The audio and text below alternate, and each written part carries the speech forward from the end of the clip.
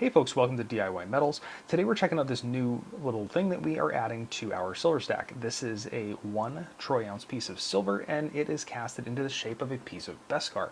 Now if you're not familiar with the Star Wars series or the Mandalorian series, Beskar was a metal, mythological metal that they would use to make the Mandalorian's armor out of.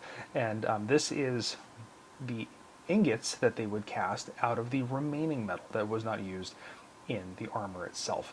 Now this is officially licensed by Lucasfilms. If you flip it over, you can see right down here at the bottom the official licensing mark right there, and these were a limited edition run that was done by the New Mint. I think I'm pronouncing that correctly, and they were sold exclusively through Atmex. So you can see here the little seal on the back. If you flip it over to the front or the back side, depending upon how you look at these things, down here at the bottom you actually have the Galactic Imperial stamp on the Beskar. So this is officially licensed by Lucasfilms and by Disney.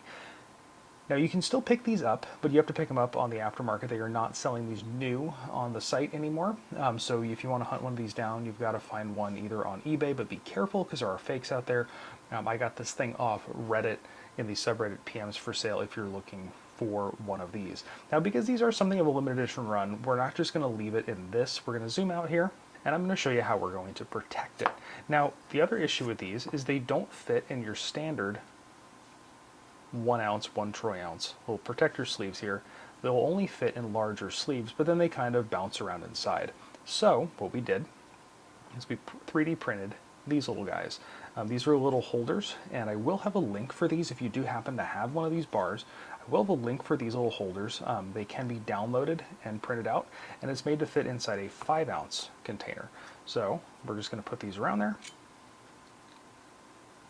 just like so.